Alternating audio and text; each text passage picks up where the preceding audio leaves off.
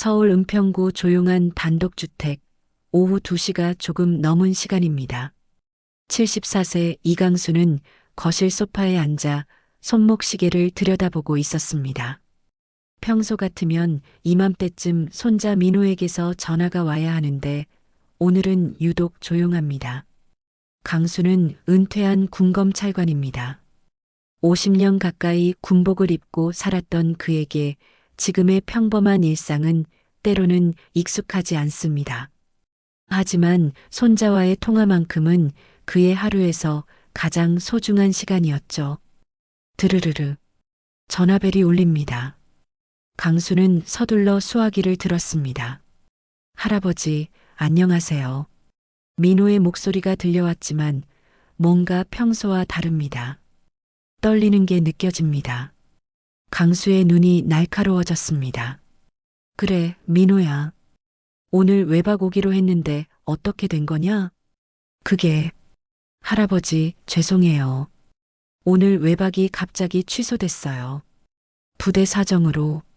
강수는 눈썹을 찌푸렸습니다. 50년간 사람들의 거짓말과 진실을 구별해온 그의 직감이 작동하고 있었습니다. 민호의 목소리에는 두려움이 섞여 있었습니다. 무슨 일이냐? 애 목소리가 떨리는데.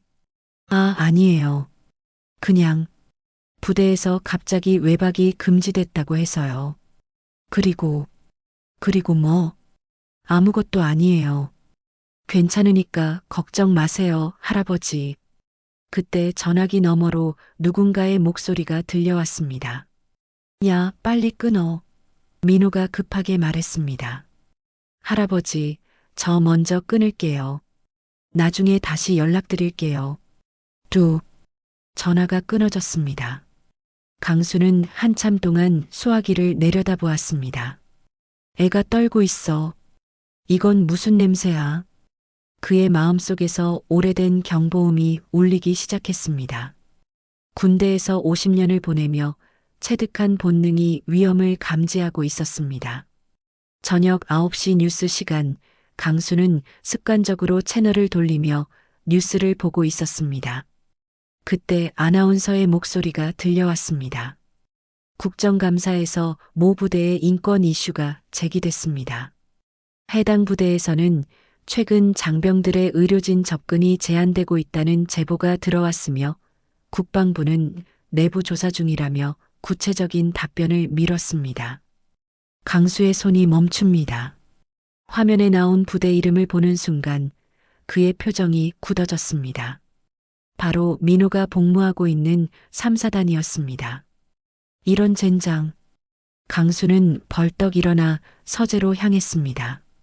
책장 뒤편에 있는 작은 금고를 열고 오래된 검은색 수첩을 꺼냈습니다. 수첩을 펼치자 세월의 흔적이 고스란히 드러납니다. 그 안에는 그가 군검찰관 시절 담당했던 사건들의 기록이 빼곡히 적혀 있었습니다. 3사단. 강수는 수첩을 넘기며 중얼거렸습니다. 그리고 어느 페이지에서 손이 멈춥니다. 거기에는 3사단 MCT 보급 조작건 미결이라는 제목이 적혀 있었습니다. 5년 전 그가 정년 직전에 담당했던 마지막 사건 중 하나였습니다. 그 사건은 당시 3사단 내에서 보급품 횡령과 의료진 조작과 관련된 복합적인 사건이었습니다. MCT는 메더컬 케어 팀의 줄임말로 부대 내 의료진들이 상급자의 지시로 허위 진단서를 작성하고 있다는 제보가 들어왔던 사건이었죠. 강수는 당시 사건의 세부 사항들을 떠올렸습니다. 의무병들이 상급자로부터 다친 애들을 아프지 않다고 진단서를 써달라는 지시를 받았다는 증언들이 있었습니다. 하지만 수사 과정에서 증인들이 하나둘씩 진술을 번복하기 시작했고 결국 증거 불충분으로 사건은 미결로 남겨졌습니다. 그때 그 의무병이 뭐라고 했더라. 강수는 수첩의 다른 페이지를 넘겼습니다. 거기에는 당시 제보자였던 의무병의 증언이 적혀 있었습니다. 상급자가 우리더러 허위 진단서를 쓰라고 했어요. 멀쩡한 애들을 아프다고 하고 진짜 아픈 애들을 멀쩡하다고 하라고요. 그래야 부대 통계가 좋아 보인다면서. 강수는 수첩을 덮고 깊은 한숨을 내쉬었습니다. 그리고 다시 민호의 떨리는 목소리가 떠올랐습니다. 혹시 그 사건이 아직도 그 부대에서 진행되고 있는 것은 아닐까? 밤 11시 강수는 잠옷을 입고 침대에 누웠지만 잠이 오지 않았습니다. 천장을 바라보며 과거의 기억들이 스쳐 지나갔습니다. 자신이 왜 그 사건을 끝까지 파헤치지 못했는지, 정년을 핑계로 손을 놓아버린 것은 아닌지 자책하고 있었습니다. 그때 핸드폰이 울렸습니다. 새벽 시간에 걸려오는 전화라니 강수는 급하게 전화를 받았습니다. 할아버지, 저 민호예요. 민호야? 이 밤중에 왜? 할아버지, 저 지금 화장실에서 몰래 전화드리는 거예요. 혹시 모르니까 조용히 말씀드릴게요. 민호의 목소리는 오후보다 더 떨리고 있었습니다. 우리 생활관에 같이 있던 후임이 어제부터 의무실에 입원했어요. 그런데 그 애가 입원하기 전에 저한테 이상한 얘기를 했어요. 무슨 얘기? 의무병이 자기더러 아무것도 아닌데 진단서를 써달라고 했다면서요.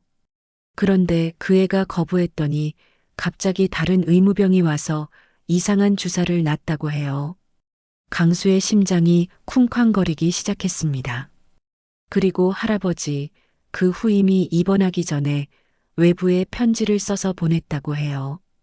자기 가족한테 무슨 일이 있으면 꼭 조사해달라고. 민호야, 너 지금 안전한 거냐? 모르겠어요, 할아버지. 생활관 분위기가 이상해요. 간부들이 자꾸 우리를 감시하는 것 같고, 그때 전화기 너머로 발소리가 들려왔습니다. 할아버지, 누가 와요? 끊을게요. 전화가 끊어진 후 강수는 침대에서 벌떡 일어났습니다. 그의 손은 떨리고 있었지만 눈빛은 날카로웠습니다. 그 부대, 과거 본인이 조사했던 묻힌 사건의 장소다.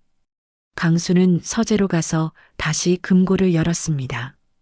그리고 수첩과 함께 5년 전 사건 자료들을 모두 꺼냈습니다. 두꺼운 파일들 사이에서 3사단 MCT 보급 조작건 미결이라고 적힌 파일이 보였습니다.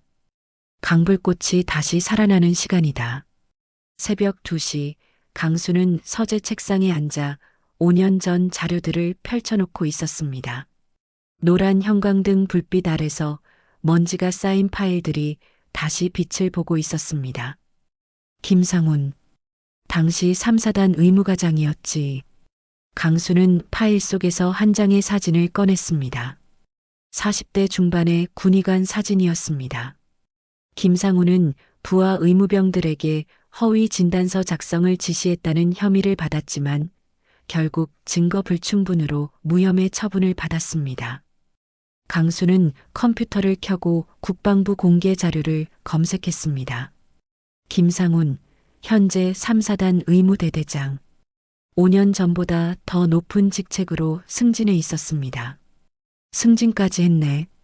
뭔가 이상하다. 의혹을 받았던 장교가 오히려 승진했다는 것은 그 사건이 완전히 덮여버렸다는 뜻이었습니다. 아침 6시 강수는 오래된 주소록에서 한 명의 이름을 찾았습니다. 박정호 국군수도병원 원장. 군검찰 시절 동기였습니다. 정호야, 나다. 강수. 강수 형님. 이른 아침에 웬일이세요? 3사단 의무실 관련해서 최근에 이상한 소문 들어본 적 있나? 전화 너머로 박정호의 목소리가 잠시 조용해졌습니다. 형님, 사실 며칠 전에 이상한 환자가 후송됐어요. 3사단에서 온 이병인데 급성 중독 증상이었거든요. 그런데 본인은 아무것도 먹지 않았다고 주장하더라고요. 강수의 심장이 뛰기 시작했습니다. 민호가 말했던 그 후임병일 것입니다. 더 이상한 건 그 병사가 의식을 잃기 전에 주사를 맞았다고 계속 중얼거렸다는 거예요. 지금 그 병사는 어디에? 우리 병원 중환자실에 있어요. 가족들이 며칠 전에 이상한 편지를 받았다고 하더라고요. 강수는 전화를 끊고 곧바로 정장을 입었습니다. 마치 현역 시절로 돌아간 것처럼 말입니다. 오전 9시 국군수도병원 중환자실. 강수는 박정우와 함께 유리창 너머로 20대 초반의 병사를 내려다보고 있었습니다. 이병 최민석, 산소 마스크를 쓴 채 침대에 누워 있었습니다. 가족들이 받은 편지 내용이 심각해요. 박정우는 서류 봉투에서 편지 복사본을 꺼냈습니다. 강수는 그것을 받아 읽기 시작했습니다. 아버지, 어머니께 혹시 제게 무슨 일이 생기면 이 편지를 꼭 신고해 주세요. 부대에서 의무병들이 상급자의 지시로 허위 진단서를 쓰고 있고 이를 거부하는 병사들에게는 알 수 없는 주사를 놔서 몸을 아프게 만들고 있습니다. 저도 어제 그런 주사를 거부했는데 오늘부터 감시를 받고 있습니다. 만약 제가 갑자기 아프게 된다면 그것은 사고가 아닙니다. 편지를 읽는 강수의 손이 떨리기 시작했습니다. 분노 때문이었습니다. 이 편지가 언제 도착했나? 3일 전이에요. 그리고 바로 다음 날 이 병사가 응급실로 실려왔고요. 강수는 편지를 계속 읽었습니다. 그리고 마지막 부분에서 충격적인 내용을 발견했습니다. 저와 같은 생활관에 있는 이민호 일병도 이 상황을 알고 있습니다. 만약 저에게 무슨 일이 생기면 이민호 일병을 보호해 주세요. 민호. 강수는 편지를 꽉 쥐었습니다. 손자가 바로 그 위험한 상황 한가운데에 있었던 것입니다. 가족들이 신고는 했나? 했는데 경찰은 부대 내부 사안이라며 헌병대에 넘겼고 헌병대는 조사 중이라고만 하더라고요. 정호야, 이 병사 언제쯤 깨어날 것 같나? 2-3일 내에 의식을 회복할 것 같아요. 강수는 창밖을 바라보며 말했습니다. 내 손자가 그 지옥 같은 곳에 있어. 내가 5년 전에 제대로 끝내지 못한 일 때문에 민호가 위험에 처한 거야. 강수는 주머니에서 낡은 수첩을 꺼냈습니다. 이번엔 끝까지 간다. 그놈들이 5년 전에 묻어버렸다고 생각하겠지만 시체는 아직 숨을 쉬고 있어. 그때 박정우가 조심스럽게 말했습니다. 형님, 그런데 한 가지 더 알아두셔야 할 게 있어요. 뭔가? 이 병사 말고도 최근 한 달 사이에 3사단에서 비슷한 증상으로 후송된 병사가 2명 더 있었어요. 모두 의무병들이었고 모두 주사를 맞았다고 중얼거렸다고 해요. 강수의 얼굴이 굳어졌습니다. 그 병사들은 지금 어떻게 됐나? 한 명은 회복해서 전역했고 한 명은 아직 치료 중이에요. 그런데 둘 다 사건에 대해서는 함구하고 있어요. 마치 무슨 협박을 받은 것처럼. 오후 2시 강수는 집으로 돌아와 3사단에 면회 신청을 했습니다. 하지만 저녁 6시에 거부 통보가 왔습니다. 부대 내부 사정으로 인한 면회 제한 사단장 최영호. 강수는 통보서를 보며 차갑게 웃었습니다. 사단장 최영호, 5년 전 당시 연대장이었던 바로 그 사람이었습니다. 최영호. 그때 그 자식이 사단장까지 올라갔구나. 강수는 서재로 가서 5년 전 자료를 다시 펼쳤습니다. 거기에는 당시 최영호 연대장이 사건 수사에 비협조적이었다는 기록이 남아 있었습니다. 면회를 거부한다고? 좋아. 강수는 옷장에서 오랜만에 군복을 꺼냈습니다. 비록 예비역이지만 아직도 그에게는 특별한 권한이 있었습니다. 전직 군검찰관으로서 부대 시찰 권한 말입니다. 그럼 이제 정면 승부다. 5년 전에 묻은 시체가 아직 숨을 쉰다는 걸 보여주마. 밤 11시 강수는 내일의 계획을 세웠습니다. 사복으로 부대를 찾아가서 사단장과 직접 대면하는 것. 그리고 손자 민호의 안전을 확인하는 것.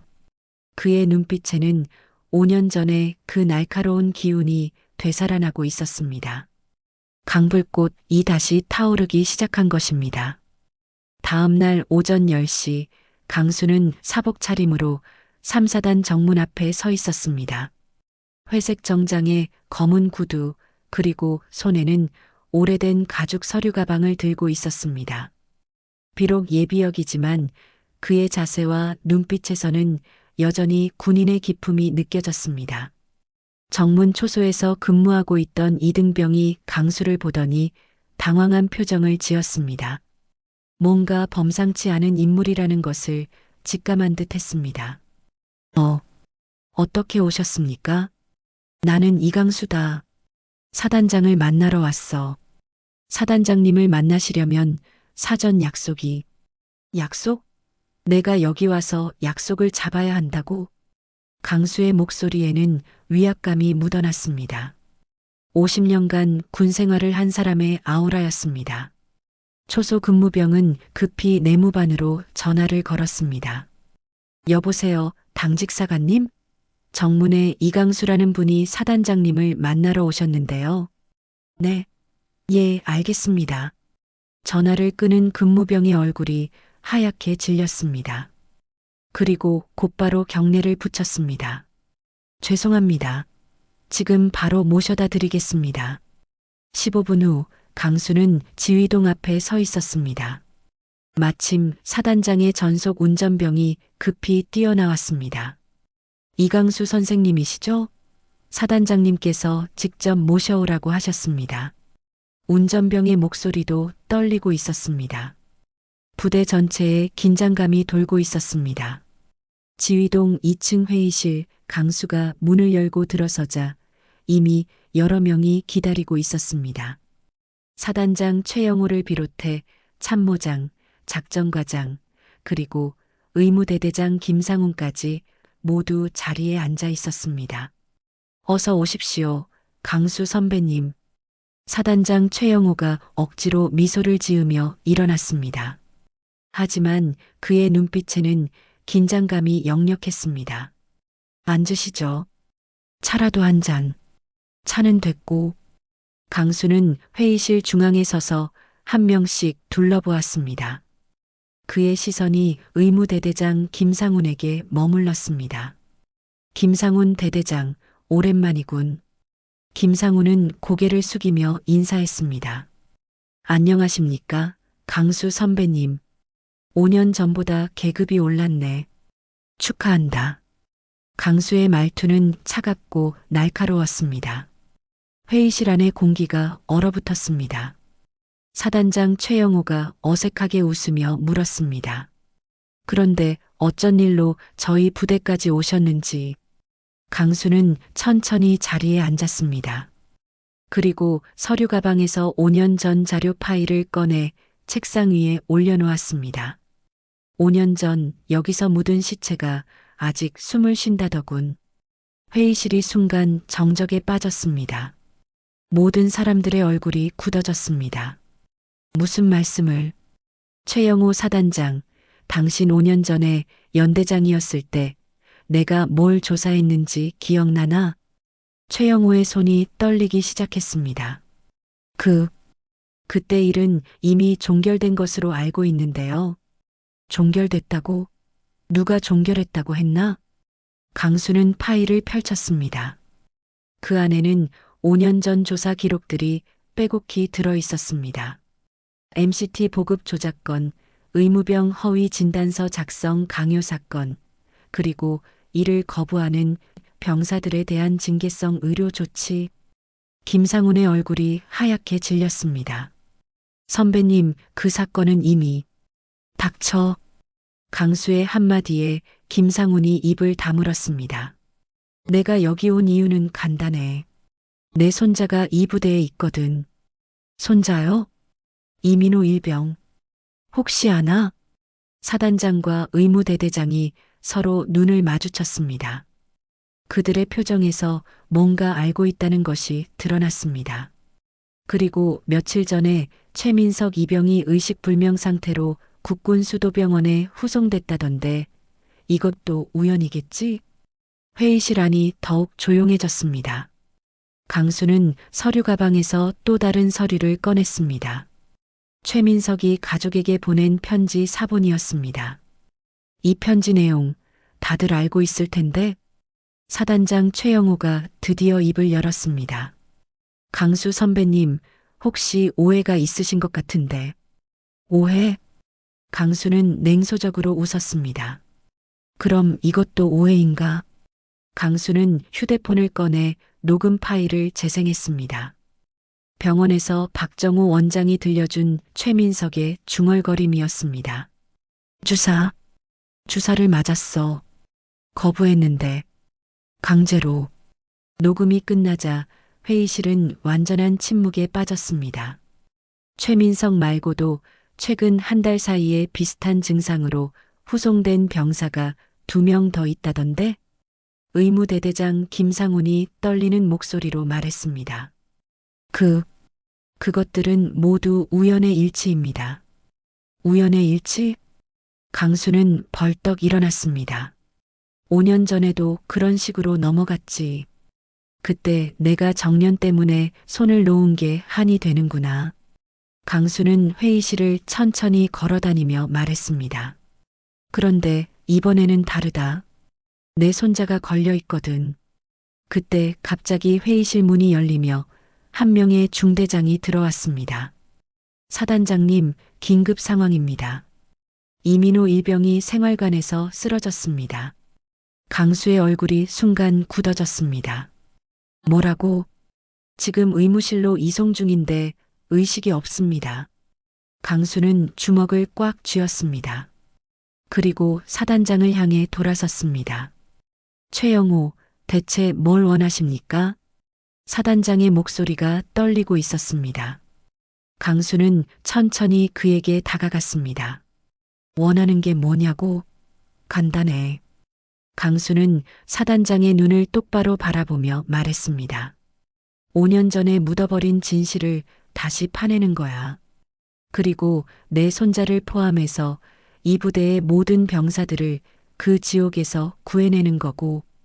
강수는 주머니에서 오래된 배지를 꺼내 회의실 책상 위에 올려놓았습니다. 군검찰 수사관 배지였습니다. 강불꽃 다시 점화한다. 의무실로 안내해 주시오. 강수의 목소리는 차갑고 단호했습니다.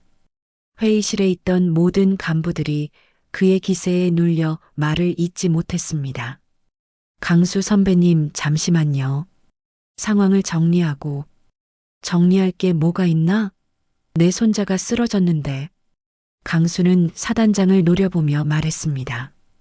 혹시 최민석과 같은 증상은 아니겠지? 사단장 최영호와 의무대대장 김상훈이 서로 눈빛을 주고받았습니다. 그 순간 강수는 확신했습니다. 이들이 뭔가 숨기고 있다는 것을 말입니다. 의무실로 향하는 복도에서 강수는 김상훈을 붙잡았습니다. 김 대대장, 정직하게 대답해. 민호에게 무슨 짓을 한 거냐? 아무것도 하지 않았습니다. 그럼 왜 갑자기 쓰러진 거지? 김상훈은 대답하지 않았습니다. 그의 침묵이 더욱 의심스러웠습니다. 의무실 앞에 도착하자 강수는 문을 박차고 들어갔습니다. 침대에 누워있는 민호의 모습이 보였습니다. 얼굴이 창백하고 식은땀을 흘리고 있었습니다. 민호야. 강수가 손자의 손을 잡자 민호가 천천히 눈을 떴습니다.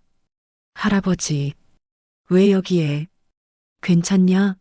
어디가 아픈 거냐? 민호는 주변을 둘러보더니 작은 목소리로 말했습니다. 할아버지, 아까 의무병이 와서 주사를 놓으려고 했어요. 제가 거부했는데 그 후로 갑자기 어지러워지면서. 강수의 눈이 번뜩였습니다. 바로 최민석과 같은 패턴이었습니다. 어떤 주사였냐? 감기 예방접종이라고 했는데 이상했어요. 다른 애들은 안 맞는다면서 저만 맞으라고 하더라고요. 강수는 뒤돌아서서 김상훈을 바라보았습니다.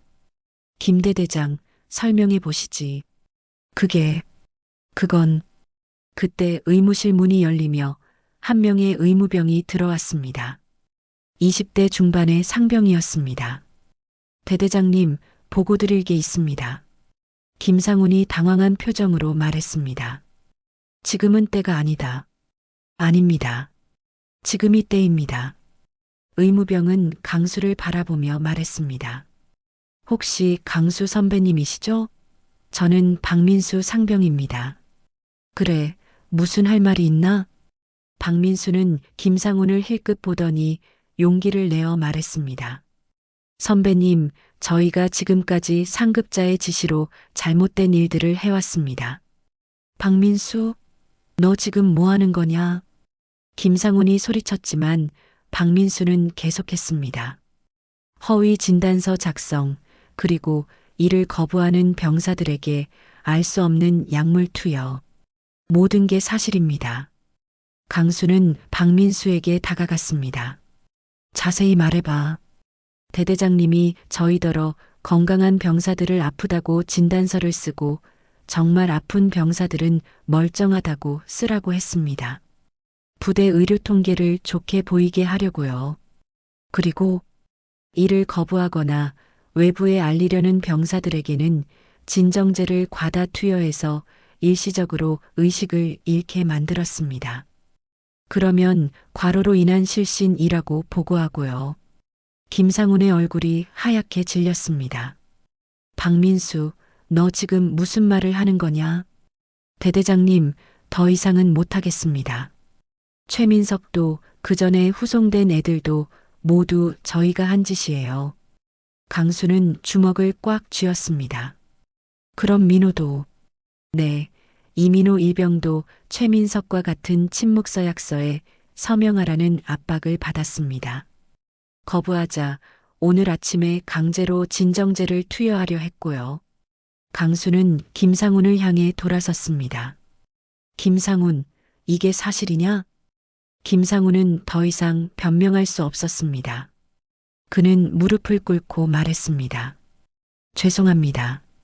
모든 게 제 잘못입니다. 누구 짓이었나? 그건 누구 짓이냐고.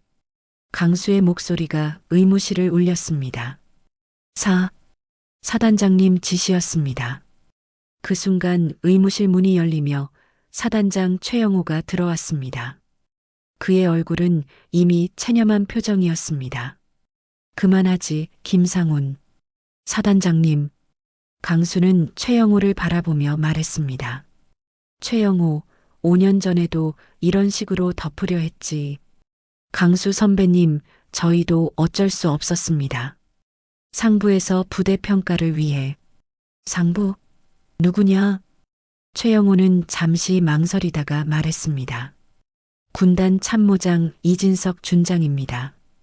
5년 전에도 이 사건을 덮으라고 지시한 분이에요.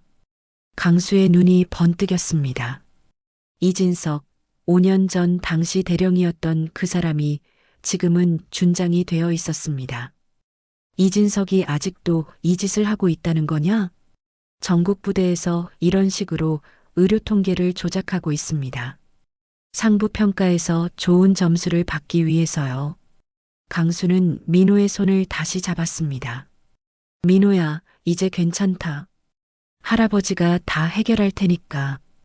민호가 약한 목소리로 말했습니다. 할아버지, 최민석은 어떻게 됐어요? 걱정 마라. 회복하고 있다. 강수는 휴대폰을 꺼내 박정우 원장에게 전화를 걸었습니다. 정우야, 나다. 3사단에서 또 한 명 후송해야 할 것 같다. 이민호, 내 손자야. 전화를 끊고 강수는 사단장과 의무대대장을 바라보았습니다. 이제 끝이다. 5년 전에 내가 놓친 것들을 모두 찾아낼 거야. 그때 박민수가 다시 입을 열었습니다. 선배님, 증거가 있습니다. 증거? 저희가 몰래 녹음한 파일들이 있어요. 대대장님과 사단장님이 이런 지시를 내리는 장면들 말입니다. 김상훈과 최영호의 얼굴이 절망에 빠졌습니다. 강수는 박민수의 어깨에 손을 올렸습니다. 용기 있는 일이었다. 이제 모든 걸 끝낼 수 있겠군. 강수는 주머니에서 오래된 수첩을 꺼냈습니다. 꺼진 줄 알았던 불씨가 다시 타오르기 시작했다. 박민수가 의무실 한 구석에 있는 작은 금고를 열었습니다.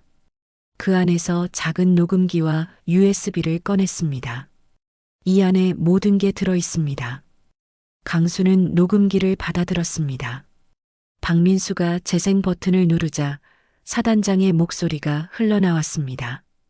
김상훈, 이번 달 의료 통계 어떻게 나왔나?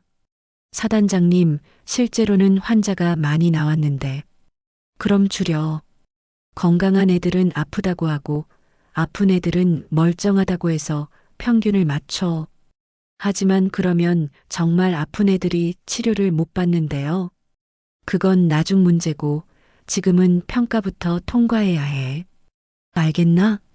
녹음이 계속 이어졌습니다. 만약 이 일을 외부에 알리려는 애들이 있으면 어떻게 하죠? 조용히 처리해. 진정제 좀 과하게 써서 며칠 쉬게 하고 그 사이에 설득하든지 압박하든지 해서 입을 막아. 강수의 얼굴이 점점 굳어졌습니다. 그리고 이진석 참모장님께서는 뭐라고 하셨나? 전국적으로 다 이런 식으로 하고 있다고 하시더라. 우리만 바보처럼 솔직하게 보고하면 평가에서 꼴찌한다고. 녹음이 끝나자 의무실은 완전한 침묵에 빠졌습니다. 사단장 최영호가 고개를 떨군 채 말했습니다. 강수 선배님, 모든 게 사실입니다. 이진석 그 자식이 5년 전에도 이런 짓을 시켰군. 강수는 주머니에서 휴대폰을 꺼내 사진을 찍기 시작했습니다. 손자 민호의 생활관 사진들이었습니다. 이게 뭐냐? 사진 속에는 생활관 구석에 쌓인 술 상자들, 바닥에 떨어진 핏자국, 그리고 벽에 남겨진 이상한 흔적들이 보였습니다. 언제 찍은 사진이냐? 민호가 약한 목소리로 대답했습니다. 어제 저녁에요, 할아버지. 최민석이 쓰러지기 전에 저한테 혹시 모르니까 증거를 남겨두라고 해서. 강수는 사진들을 하나씩 확대해서 보았습니다. 그중 한 장에서 충격적인 것을 발견했습니다. 벽에 새겨진 글씨였습니다. 도와주세요. 여기서 이상한 일이. 글씨는 중간에 끊어져 있었습니다. 마치 누군가 쓰다가 말린 것처럼 보였습니다. 이건 누가 쓴 거냐? 최민석이요. 쓰러지기 바로 전날 밤에 몰래 새긴 거예요. 강수는 사진을 사단장에게 보여주었습니다. 최영호, 이것도 보고 싶은 평가 결과인가? 사단장은 아무 말도 할 수 없었습니다. 강수는 의무실을 나와 복도를 걸었습니다.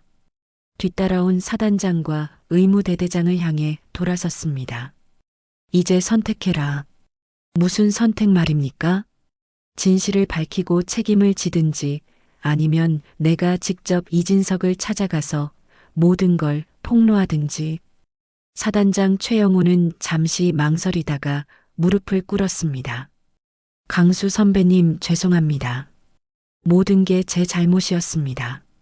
사과는 나중에 하고 지금 당장 해야 할 일이 있다. 뭘 하시겠습니까? 강수는 회의실로 돌아가서 모든 간부들을 다시 모았습니다. 참모장, 작전과장, 의무대대장, 그리고 각 대대장들까지 모두 자리에 앉혔습니다. 지금부터 내가 하는 말을 잘 들어라. 강수는 책상 위에 녹음기와 사진들을 올려놓았습니다. 이 부대에서 일어나고 있는 모든 불법 행위는 오늘로 끝이다. 선배님, 입 닥쳐. 내가 말하는 동안은 한마디도 하지 마라. 강수의 목소리에는 50년간 쌓인 권위가 담겨 있었습니다. 첫째, 지금 당장 모든 허위 진단서를 원래대로 정정하라. 둘째, 의료진의 독립성을 보장하고 어떤 외압도 가하지 마라. 셋째, 피해를 본 모든 병사들에게 사과하고 적절한 치료를 제공하라. 간부들은 아무도 감히 반박하지 못했습니다. 그리고 마지막으로 강수는 주머니에서 오래된 배지를 꺼냈습니다. 군검찰 수사관 배지였습니다. 이 배지를 다시 차는 날까지 그 누구도 이 부대 병사들을 건드리지 마라. 강수는 배지를 책상 위에 내려놓았습니다. 강불꽃 다시 점화한다. 그때 회의실 문이 열리며 한 명의 젊은 장교가 들어왔습니다. 군검찰 소령 계급장을 달고 있었습니다. 실례하겠습니다. 저는 군검찰 수사과 김민준 소령입니다. 모든 사람들이 놀란 표정을 지었습니다. 이강수 선배님께서 신고하신 사건 관련해서 왔습니다. 강수는 언제 신고했는지 기억이 안 났지만 일단 상황이 좋게 돌아가고 있었습니다. 김소령, 때마침 잘 왔군. 선배님, 이 사건이 생각보다 훨씬 크다는 걸 알고 계신가요? 어떻게? 이진석 참모장 말고도 더 위에서 지시가 내려왔다는 정보를 입수했습니다. 국방부 차관급까지 연결되어 있을 가능성이 높습니다. 회의실이 다시 정적에 빠졌습니다. 강수는 김민준을 바라보며 말했습니다. 그럼 더 철저하게 파헤쳐야겠군. 선배님, 그런데 한 가지 조심하셔야 할 게 있습니다. 뭔가?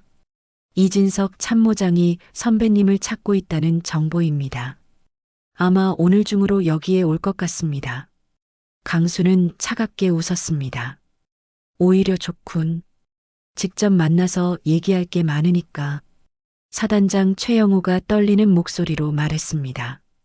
선배님, 이진석 참모장은 함부로 건드릴 수 있는 분이 아닙니다.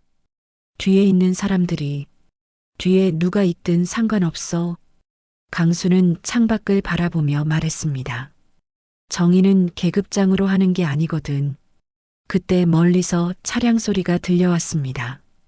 검은색 승용차 2대가 부대로 들어오고 있었습니다. 왔군. 강수는 자리에서 일어났습니다. 모두들 자리에 그대로 있어라. 이제 진짜 싸움이 시작이다. 검은색 승용차에서 내린 사람은 이진석 준장이었습니다. 50대 중반의 그는 여전히 날카로운 눈빛을 가지고 있었습니다. 뒤따라 2명의 부관과 헌병이 함께 내렸습니다. 강수는 지휘동 입구에서 그를 기다리고 있었습니다. 5년 만에 재회였습니다. 이강수 선배, 오랜만입니다. 이진석이 먼저 인사했지만 그의 표정은 차갑기만 했습니다. 이진석, 빨리 올라왔군. 선배께서 이곳에 오셨다는 소식을 듣고 급히 왔습니다. 혹시 무슨 오해가 있으신 것 같아서요. 오해? 강수는 냉소적으로 웃었습니다. 5년 전에도 그런 말을 했지. 둘은 회의실로 향했습니다. 사단장과 각 간부들은 이미 자리에 앉아 긴장한 표정으로 기다리고 있었습니다. 군검찰 김민준 소령도 구석에 앉아 상황을 지켜보고 있었습니다. 이진석이 회의실에 들어서자 모든 간부들이 일어나 경례했습니다. 모두 앉으시죠. 이진석은 강수를 바라보며 말했습니다. 선배, 무슨 일로 이곳까지 오셨습니까? 내 손자 때문이야. 손자요? 이민호 일병. 내가 시킨 일 때문에 의무실에 실려갔더군. 이진석의 표정이 잠시 굳었습니다. 선배, 혹시 무슨 오해가? 오해는 무슨 오해야? 강수는 책상 위에 있던 녹음기를 켰습니다. 사단장과 의무대대장의 대화가 다시 흘러나왔습니다. 그리고 이진석 참모장님께서는 뭐라고 하셨나? 전국적으로 다 이런 식으로 하고 있다고 하시더라. 우리만 바보처럼 솔직하게 보고하면 평가에서 꼴찌한다고. 녹음이 끝나자 이진석의 얼굴이 하얗게 질렸습니다. 이건 조작된 것일 수도. 조작? 강수는 또 다른 증거를 꺼냈습니다. 손자 민호가 찍은 생활관 사진들이었습니다. 이것도 조작인가? 사진 속에는 술 상자들과 핏자국, 그리고 벽에 새겨진 도움 요청 글씨가 선명하게 보였습니다. 이진석은 사진들을 보더니 사단장을 노려보았습니다. 최영호, 이게 뭐냐? 참모장님, 죄송합니다. 죄송하다고? 이런 증거를 남겨둘 만큼 바보였다는 게 죄송하다는 거냐? 이진석의 본심이 드러나는 순간이었습니다. 강수가 날카롭게 말했습니다. 결국 인정하는 거군. 뭘 인정한다는 겁니까? 내가 이 모든 일을 지시했다는 걸 말이야. 이진석은 잠시 침묵하다가 입을 열었습니다. 강수 선배, 군대라는 조직이 어떤 곳인지 아시잖습니까? 때로는 불가피한 선택을 해야 할 때가 있습니다. 불가피한 선택?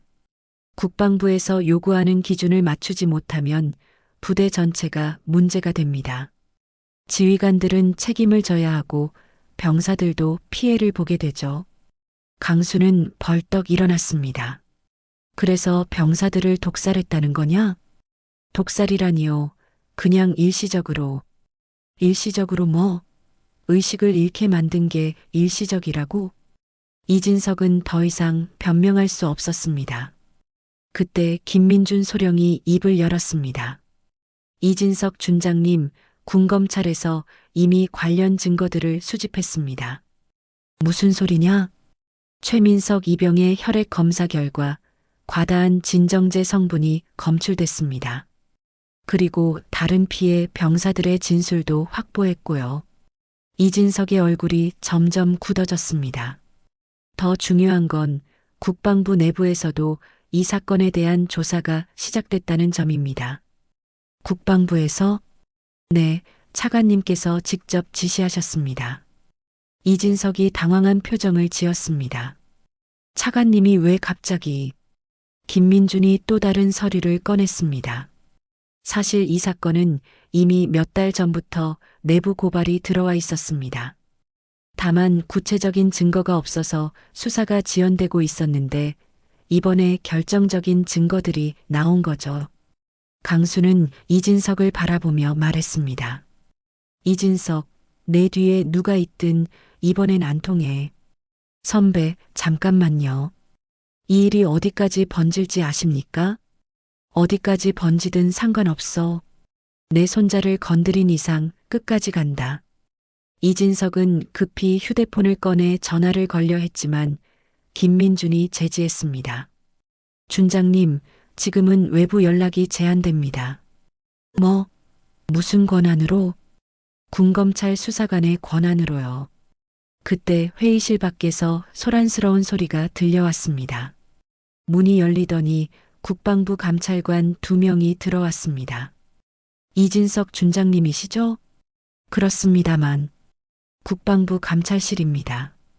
동행해 주시기 바랍니다. 이진석의 얼굴이 절망적으로 변했습니다. 잠깐, 이건 절차상 문제가. 모든 절차는 합법적으로 진행됩니다. 감찰관 중 한 명이 강수에게 인사했습니다. 이강수 선배님이시죠? 귀하의 신고로 인해 이 사건이 해결될 수 있었습니다. 강수는 고개를 끄덕였습니다. 아직 끝난 게 아닙니다. 이 사건의 배후에는 더 큰 조직이 있을 테니까요.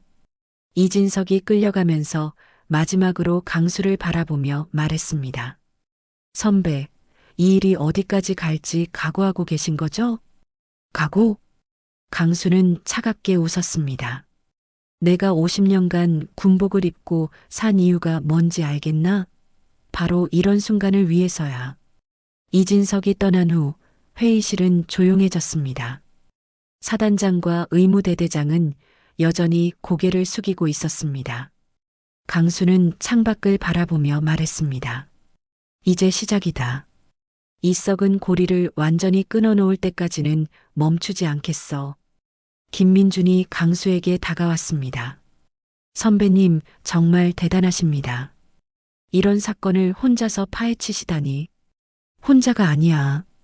용기 있는 의무병들, 그리고 진실을 원하는 모든 사람들이 함께한 거지. 강수는 주머니에서 수첩을 꺼냈습니다. 5년 전에 미완으로 남겨둔 사건이 이제야 빛을 보는군.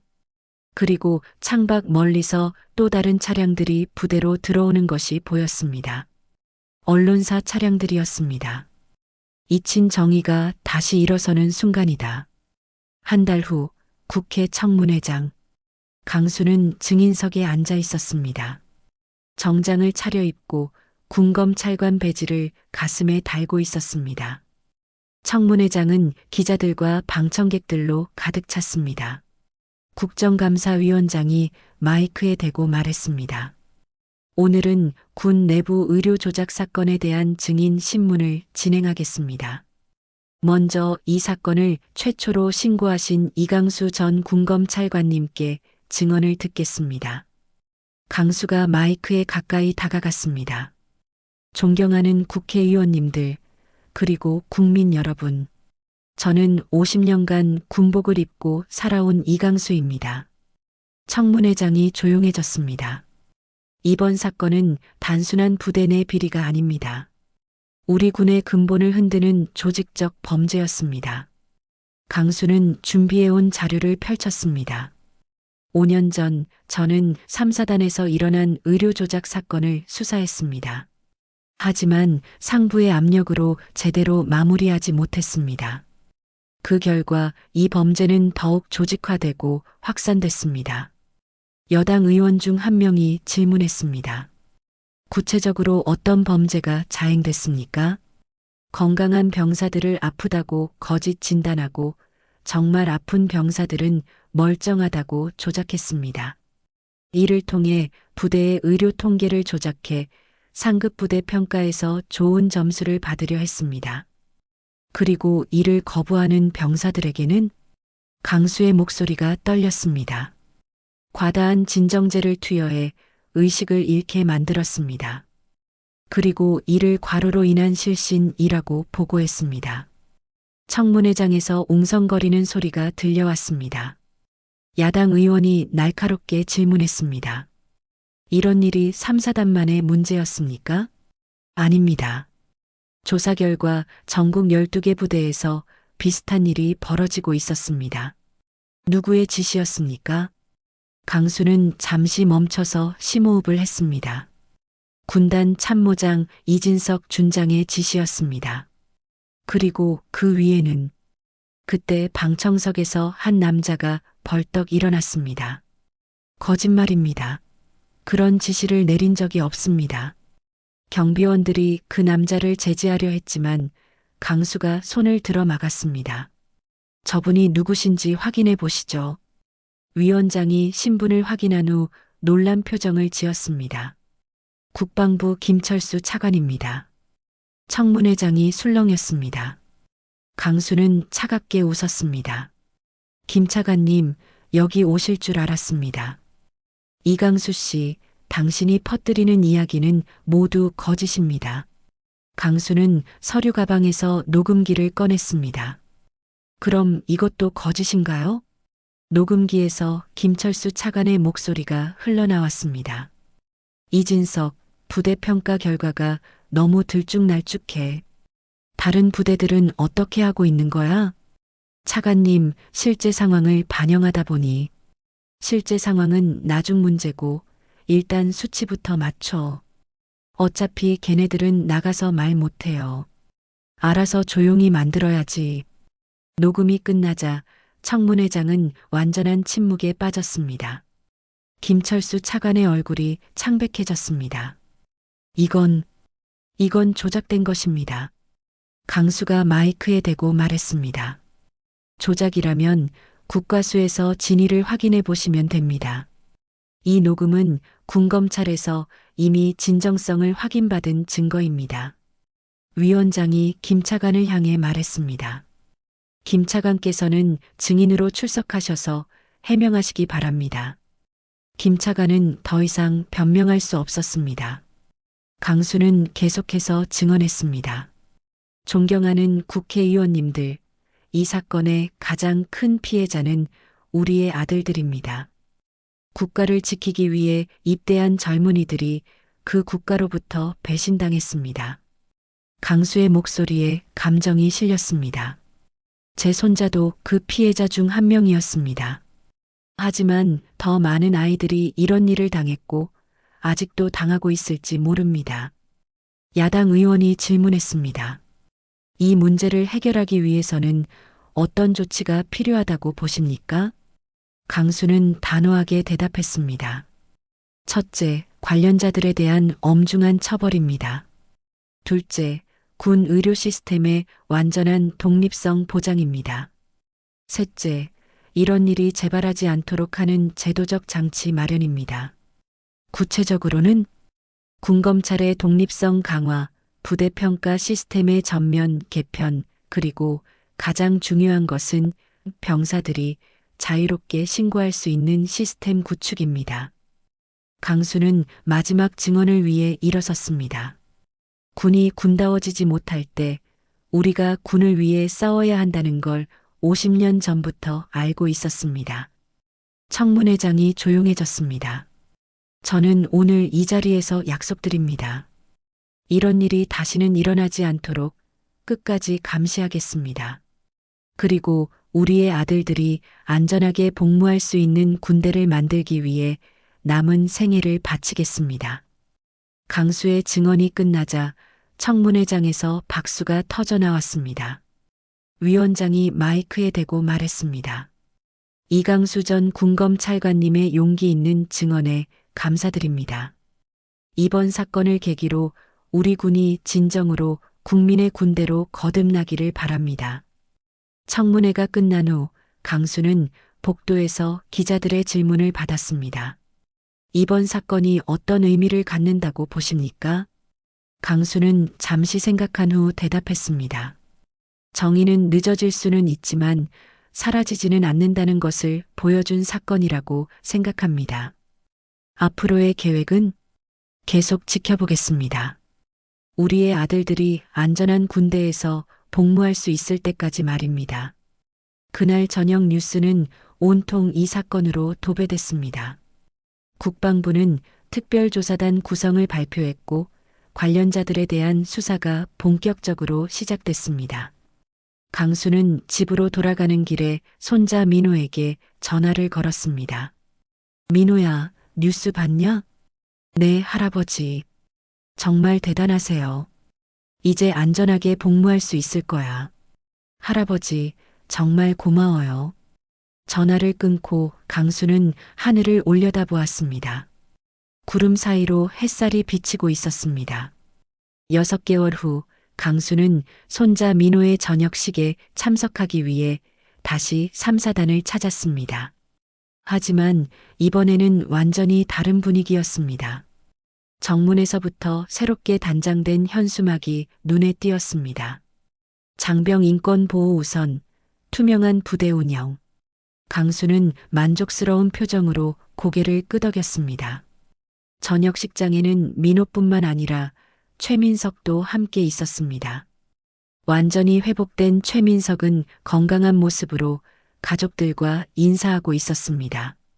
할아버지, 민호가 강수에게 뛰어와 안겼습니다. 고생 많았다, 민호야. 할아버지 덕분에 마지막까지 안전하게 복무할 수 있었어요.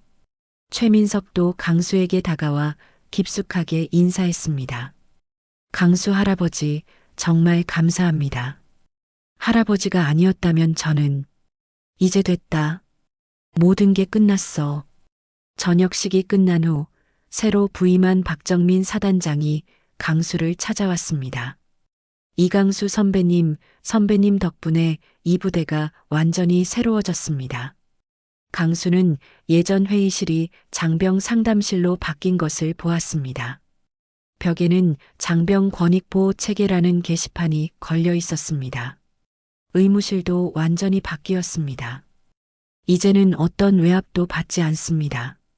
새로 부임한 의무대대장이 인사했습니다. 김상훈 전 의무대대장은 군사법원에서 징역 3년을 선고받고 복역 중이었습니다. 오후에 강수는 민호와 최민석과 함께 부대 앞 카페에 앉았습니다. 할아버지, 이진석이나 김철수 차관은 어떻게 됐어요? 이진석은 징역 5년, 김철수 차관은 파면됐어. 전국 12개 부대에서 비슷한 일들이 적발됐고 관련자들은 모두 처벌받았지. 그리고 가장 중요한 건 국방부에서 특별감찰실을 새로 만들었다는 거야. 할아버지가 그 감찰실 고문으로 위촉됐다면서요? 일주일에 한 번씩 국방부에 나가서 자문 역할을 하게 됐어. 그때 강수의 휴대폰이 울렸습니다. 박정우 원장에게서 온 전화였습니다. 형님, 국방부에서 군 의료진의 독립성 보장을 위한 특별법 제정을 추진한다고 발표했어요. 강수는 기뻐하며 전화를 끊었습니다. 군 의료진 독립성 보장 특별법이 만들어진다는 소식이야. 이제 정말로 근본적인 변화가 시작되는 거지. 저녁 무렵 집에 도착한 강수는 서재로 가서 오래된 수첩을 꺼냈습니다. 3사단 MCT 보급 조작건 미결이라고 적힌 페이지에 큰 글씨로 해결 완료라고 썼습니다. 드디어 끝났구나. 하지만 그의 책상 위에는 여전히 다른 미해결 사건들의 파일들이 놓여 있었습니다. 아직 할 일이 남아있군. 그때 현관에서 민호의 목소리가 들려왔습니다. 할아버지, 저 왔어요. 전역한 민호가 가방을 들고 집에 들어왔습니다.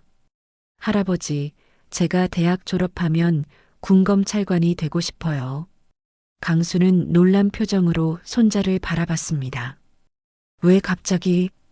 할아버지처럼 정의로운 일을 하고 싶어요. 이번 일을 겪으면서 깨달았어요. 누군가는 약한 사람들을 보호해야 한다는 걸요. 강수는 흐뭇하게 웃으며 민호의 어깨에 손을 올렸습니다. 그래, 좋은 생각이다. 강수는 책상 위의 다른 파일을 민호에게 보여주었습니다. 그럼 언젠가 할아버지와 함께 이런 일들을 해결해 보는 게 어떨까? 민호는 파일을 보며 진지한 표정을 지었습니다. 네, 할아버지.